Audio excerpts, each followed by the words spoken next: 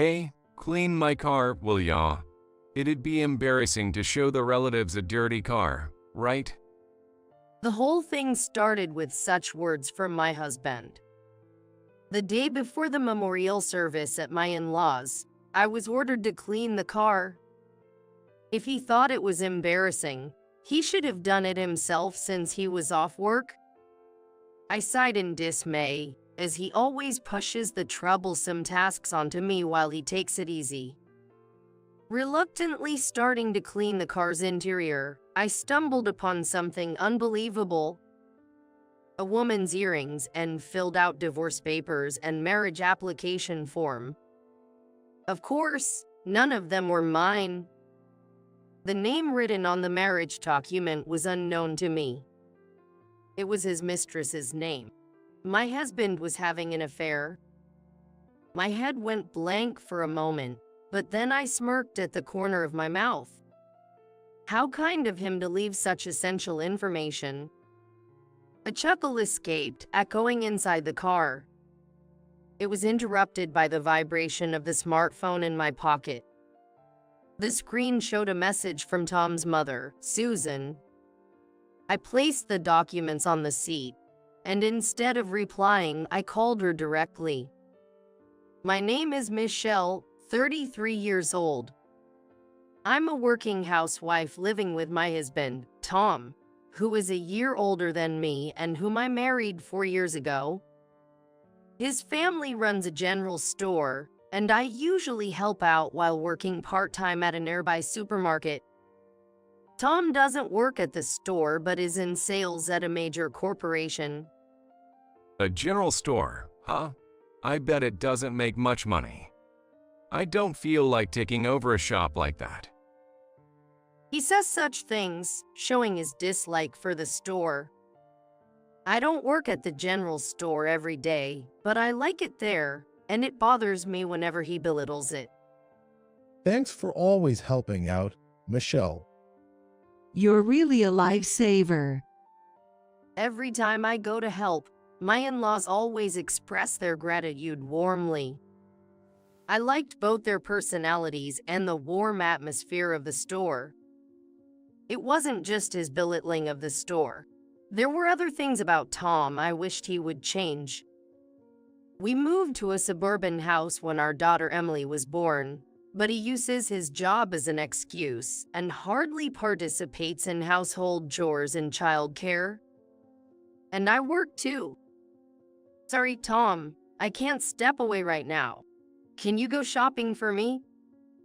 When I was busy with Emily and asked him on his day off, he would always make a face as if he didn't want to. He would be lying on the sofa, messing with his smartphone, seemingly free. What? Of course not. I'm tired from work. Let me rest on my day off. Then, can you watch her while I go out? He nodded reluctantly, so I left Emily with him and went shopping. Our house is in a location with poor public transport, so having a car is essential. Thus, I own a compact car, while Tom has a larger family car. However, it's rare for the three of us to go out in the car together. Tom doesn't like going out with us, and most of the time, it ends up being just Emily and me. Even if I ask him to help a bit more with the household and child care, he brushes it off. One day, after repeating such things, I got a message from Susan. It was about soon holding the memorial service for my husband's grandfather. I generally made it a point to attend gatherings at my in-laws. I wanted to show my face as much as possible for my in-laws, who I owe much to, and it wasn't hard because many of the relatives are kind.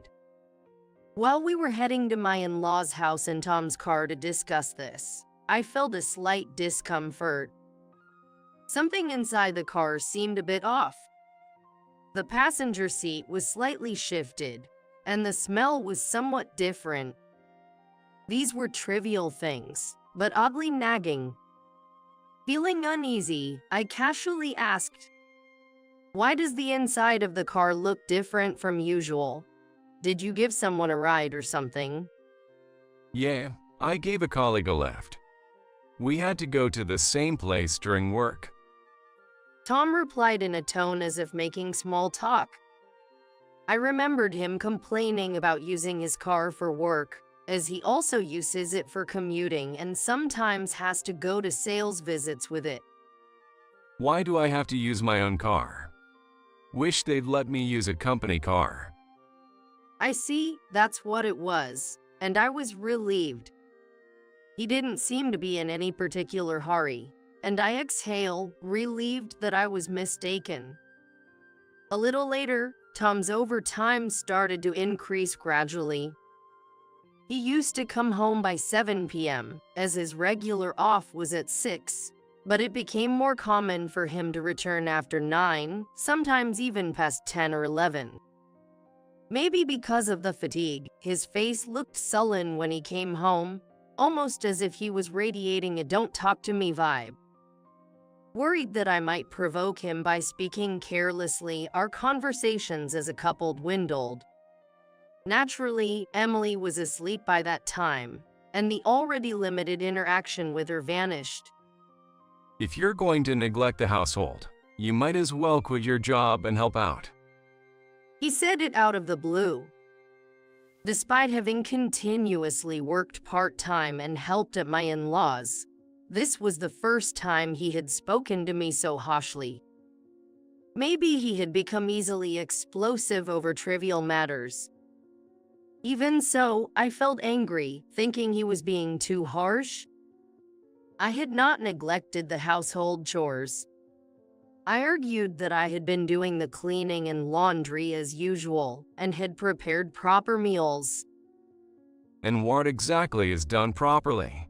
The clothes aren't folded right, and there are books not put back on the shelf. How can you say everything is perfect? He nitpicked and complained. I hadn't changed the way I did household chores. Moreover, it was usually he who left things out and didn't tidy up. Frustration with him was growing inside me. Perhaps sensing the increasing tension between us, Emily seemed to cry more frequently than before. I tried to be mindful to improve things, but I would get irritated, unable to endure Tom's constant nagging and snide remarks. Around this time, I began to receive certain suggestions from my in-laws about the general store and Tom. A few weeks later, on the morning before the day of the memorial service. Hey, clean my car, will ya? It'd be embarrassing to show the relatives a dirty car, right? I had been ordered by him to do so. If he thought it was embarrassing, he should have done it himself since he was off work. I sighed in dismay, as he always pushes the troublesome tasks onto me while he takes it easy. Reluctantly, I started cleaning the interior of the car. Checking under the passenger seat for any trash, I noticed something. Reaching out, I picked up a hairpin and several pieces of paper. The hairpin was immediately recognizable as mine. Probably dropped and slid under the seat while I was sitting there. But what about these papers? They were receipts, all unfamiliar to me. Printed on them were a gas station logo, date and time of visit, and purchased items. Definitely not mine. The reason being, the store name listed was one I usually don't visit. It might be around the area where Tom goes for work. Slightly puzzled, I decided to continue cleaning. This time I looked under the driver's seat, and again something had fallen out. I picked it up and found it to be a pair of sparkling earrings. I don't usually wear jewelry. I thought that a pair of earrings shaking in my arms would attract Emily's interest, and she would pull them away. Besides, I could not rule out the possibility that Emily might accidentally ingest the earrings if she dropped them somewhere in the house. That is why I did not have many accessories in the first place. Even if I did, it would only be in a drawer where Emily could not reach it. So who owns the things in my hands now? I remembered that I had felt something strange in the car before. Thinking about it, I think the smell at that time was a woman's perfume. It's not like I would lose something as obvious as earrings in the car. In other words, she may have left the scent or dropped the earring on purpose to make me notice her. Is this a declaration of war? I opened the storage compartment on the dashboard, feeling that if I looked for something else I would find it. I opened the dashboard compartment, expecting to find something else. To my surprise, I found a completed divorce and marriage certificate in there. Tom's name was in the husband column of the marriage certificate. And in the wife column, the name of a woman I did not know was written. My mind went blank for a moment. I had been thinking that it was suspicious when his overtime work began to increase rapidly. But this was a woman's shadow, no matter what I thought. I could already say that this was evidence of an affair. Even though I had a thinly veiled suspicion, I was puzzled when I finally saw something like this. But it was only for a moment. I twisted the edges of my lips into a grin. How kind of them to go out of their way to tell me their names and other necessary information. And I can't help but laugh at Tom's dumbness. I don't know if he didn't even consider the possibility that I might open the storage, but why did he do it in such a way as to give me the evidence? A giggle leaks out and echoes through the car. It is interrupted by the vibrating sound of the smartphone in my pocket. Displayed on the screen was a message from Susan. I placed the file on the seat, and instead of replying, I called her directly. Michelle, what's wrong? Is there something you want to check? Yes, it's not about the memorial service. It's about Tom. At my serious tone, I heard Susan gasp. Telling the kind-hearted Susan about her son's affair might hurt her, but it was something that needed to be said. I told her about finding the divorce and marriage documents in the car. Michelle, can you come here in Tom's car right away? After a few seconds of silence, Susan murmured in a resolute tone. Tom had fallen asleep after ordering me to clean the car, so now was my chance. I went back inside, got Emily ready, and left the house.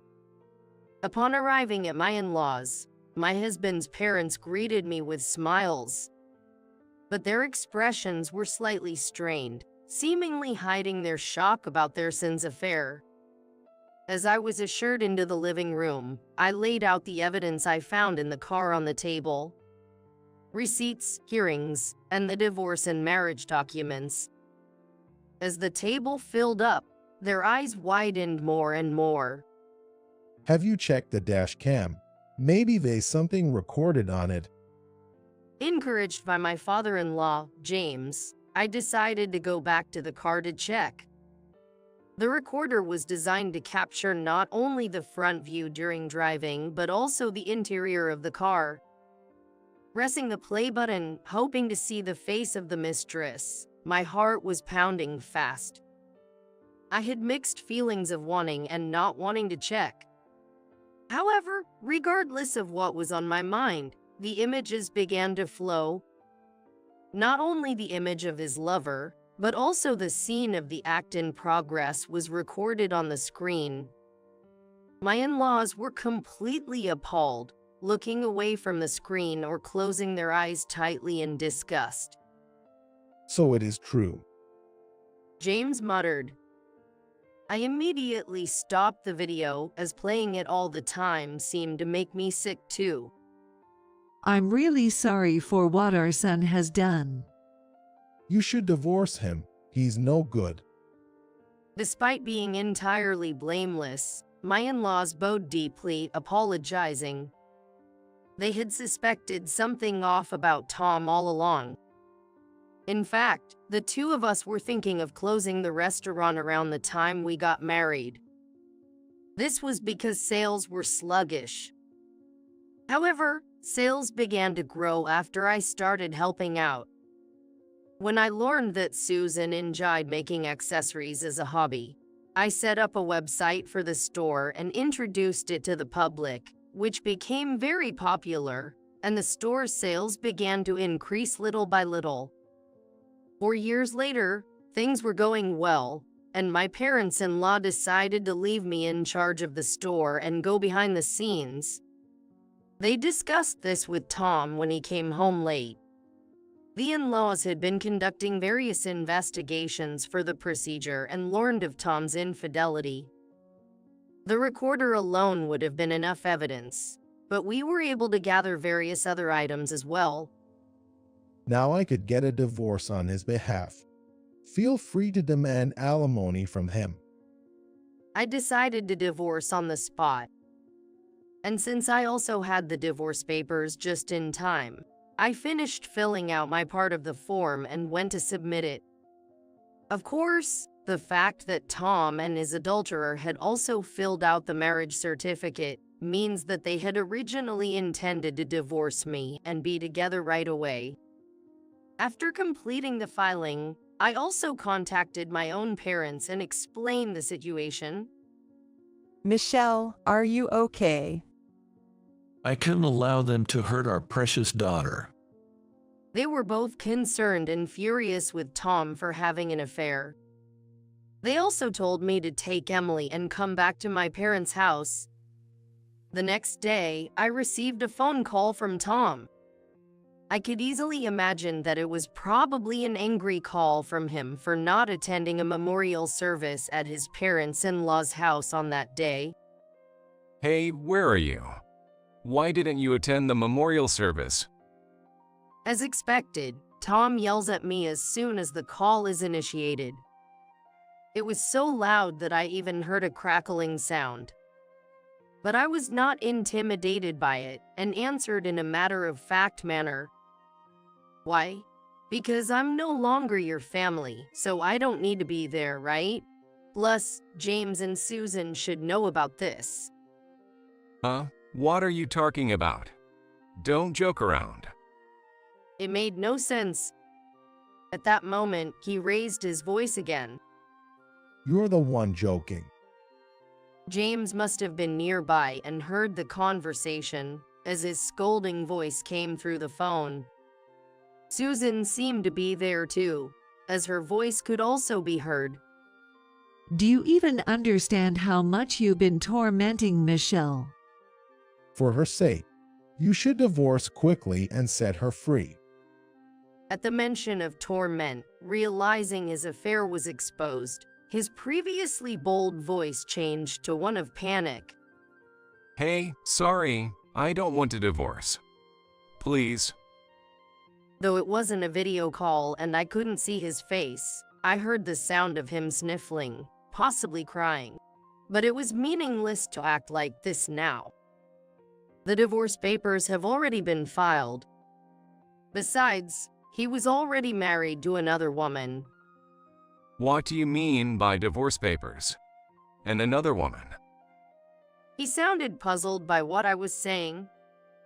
Since everything was out in the open, there was no use in him trying to deceive anymore. Tom fell silent as if deep in thought, and I told him there was nothing more to discuss and hung up the phone. A month later, Tom visited me, seeming furious.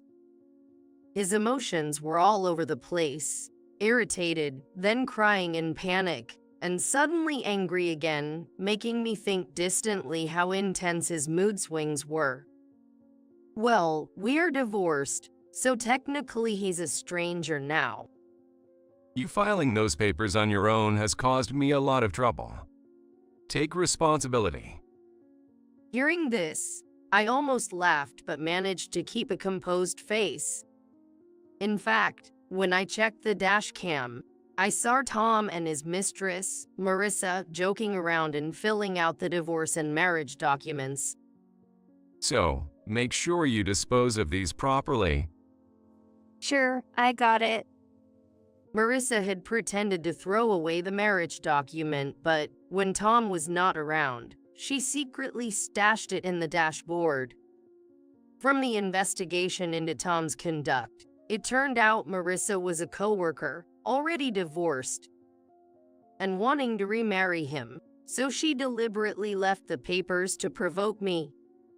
It was just your mistress's provocation, I said in a cold voice, and he bit his lip, looking frustrated. He probably hadn't planned on staying with Marissa in the long run. His instruction to dispose of the marriage application form conveyed that much. Oh, and about the house mortgage. He looked puzzled, wondering how we had gone from discussing the affair to the house. All this time, I've been covering the mortgage with my salary. But now that I no longer live there, I don't have to pay, right? My income included a part-time work at the supermarket, but the general store made more money.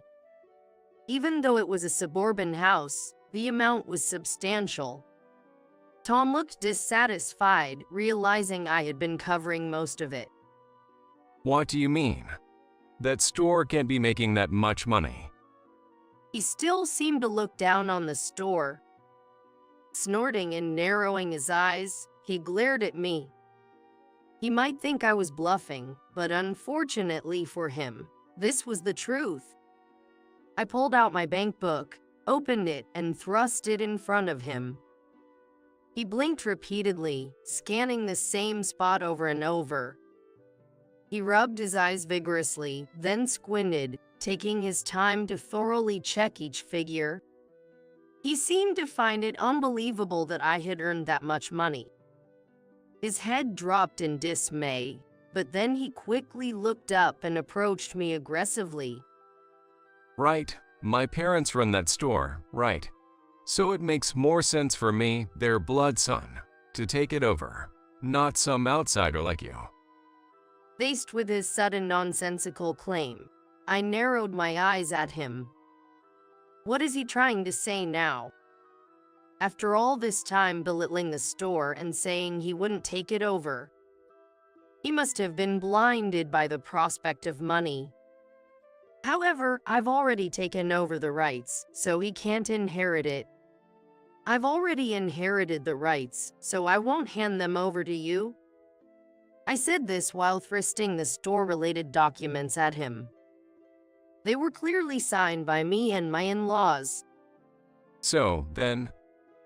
He looked down and then up to the sky, moving his head frantically as if searching for words.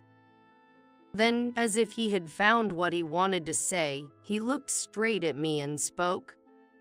Let's remarry. What? I had absolutely no intention of getting back with someone who had an affair. It was clear that he had no lingering feelings for me. He was just after the money. Absolutely not. Besides, you're already married to another woman, right? With that, I sent him away. Remembering that I had filed the marriage application form, he knelt on the ground as if in despair and groaned. Thanks to the evidence from the infidelity investigation and the dash cam provided by my in-laws, I was able to proceed advantageously and received a significant amount of alimony. Of course, I also claimed child support for Emily. At this point, he had incurred debts, but to make matters worse, Marissa's former husband, Ken, also demanded compensation from him. The reason Marissa was divorced in the first place was that her affair with Tom had been exposed long ago. Marissa and Tom were initially just colleagues. As they talked more about work, Marissa became interested in him. She was the first to get serious, wanting to be with Tom and deliberately acting in a way that would expose their affair. However, unlike my case, she did not leave any physical evidence, so the other party was not identified. I handed the evidence I collected to Ken, enabling him to claim alimony. Tom was forced into a debt-ridden life. Although he had a salary from a major corporation, it wasn't enough to cover everything. He had to repay the debt little by little while working, unable to spend on clothing or hobbies. Marissa was also claimed for compensation by me and Ken, plunging her into despair. Without money, the two of them lived in a cheap apartment, constantly fighting. It's your fault we got caught. Why did you deliberately leave evidences? Unable to rebut, Marissa would just sulk and lash out at things. Their shouting could be heard through the thin apartment walls, and they lived under the scornful gaze of other residents. Meanwhile, I was living a busy but fulfilling life, actively managing the general store. James helped with business consulting, and Susan dedicated herself to crafting. Susan recently started a craft workshop in a corner of the general store, which has been very successful. I am sure the store will continue to grow. With this thought, I smiled as I imagined a happy future.